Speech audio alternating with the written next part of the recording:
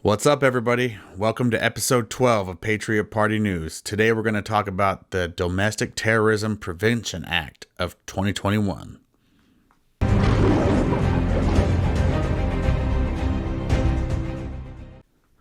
Before we get started, if everyone could do me a favor, I'd really appreciate it.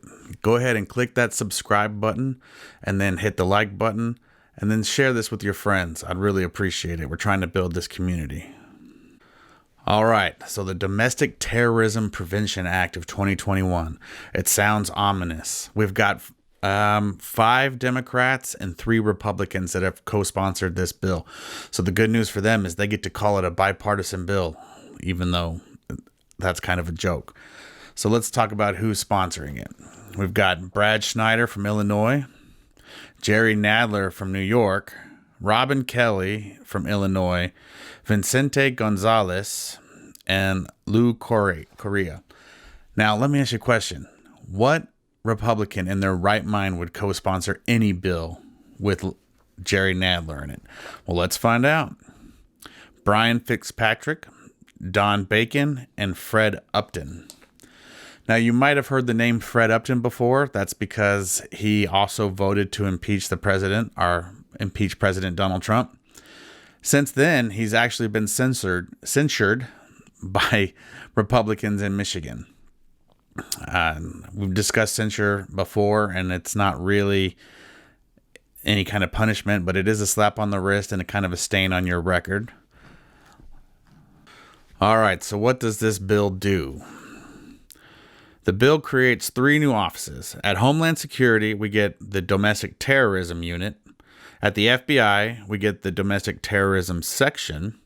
And at the Department of Justice, you get the Domestic Terrorism Office. And what are these offices going to do? They're authorization of offices to monitor, analyze, investigate, and prosecute domestic terrorism. This bill does include a sunset clause of 10 years, but like anything else, they'll just keep re-upping it and re-upping it and re-upping it. So these new offices will have several tasks that they're supposed to accomplish within the first couple of months.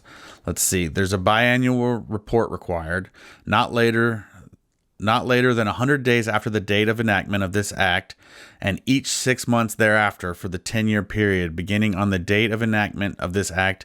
The Secretary of Homeland Security, the Attorney General, and the Director of the FBI shall submit a joint report authored by the Domestic Terrorism Offices. The report will include data and statistics on domestic terrorism and are supposed to help assign priorities in the different areas. So what they're going to do is issue this report and then decide where they need to focus their time and effort on for the next 6 months. So the next requirement in this bill is that there's a joint task force formed. Not later than 180 days after the date of enactment of this act, the Attorney General, the Director, the Secretary of the State, and the Secretary of Defense shall establish an interagency task force. I find it extremely odd that the Secretary of Defense is included in this. Does that mean that they're planning on using military personnel against people inside the United States? Does the Secretary of Defense have purview over the Guard? I don't know. This is a very interesting question, and I think something that someone on the Hill should probably start asking. So who do you think is the target of this bill? Is it Antifa? Is it religious extremists? Is it some kind of anti-governmental fundamentalist? Nope. You guessed it. White supremacists and neo-Nazis. It's so weird.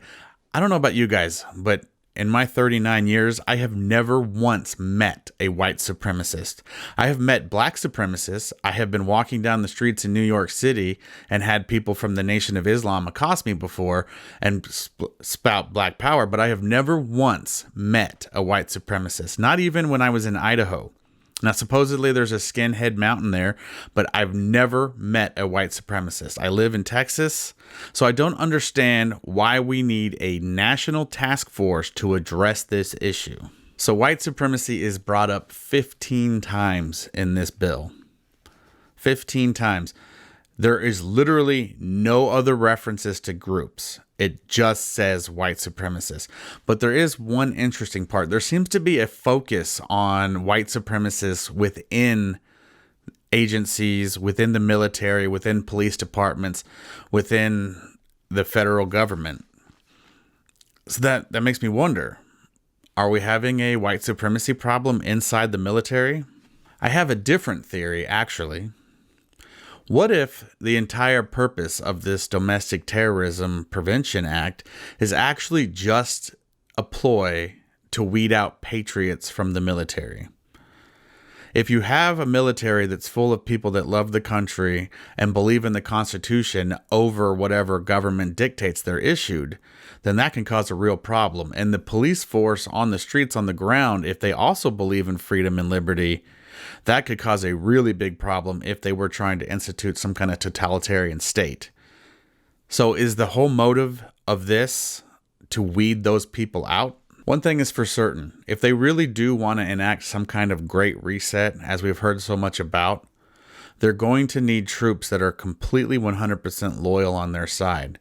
So perhaps that is the reason for this bill. I really don't know. I would have less reservations about it if they had mentioned any other group, but white supremacy just kind of gets thrown around all the time as a reference to patriots. It doesn't even matter. Sometimes the patriots can be black, they can be Hispanic, and they'll still be called white supremacists because now there's all kinds of new blanket terms that, no, they're like white adjacent. It's absolutely ridiculous. So I'm going to issue you guys a call to action. I have serious concerns about this bill. I really feel like they will use this to erode our civil liberties. So you need to contact your congressmen and your senators and tell them that they absolutely vehemently need to deny this bill. They have to acknowledge the fact that they will be called a racist. They will be accused of supporting domestic terrorism, but you have to stand your ground. You have to stand firm. It doesn't matter what labels they use. So if you guys demand it of them, they'll do it. And if they don't do it, then we'll just get them out. Now it's time for the badass of the week.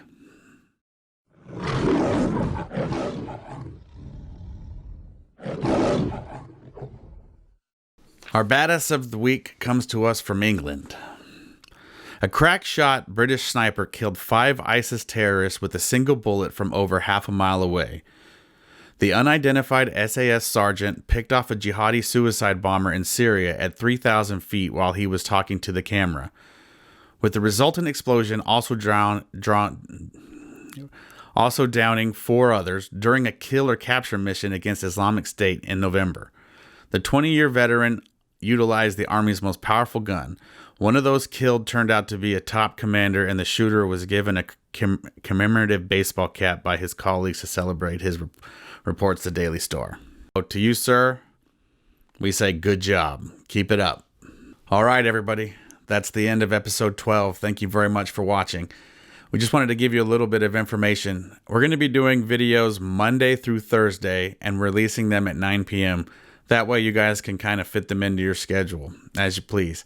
Do us a favor, subscribe, and also follow us on Gab at gab.com/PatriotPartyNews or on PocketNet at pocketnet.app/PatriotPartyNews. We really appreciate your guys' support. And if you made it this far in the video, please share it. It really helps us grow. Thanks a lot.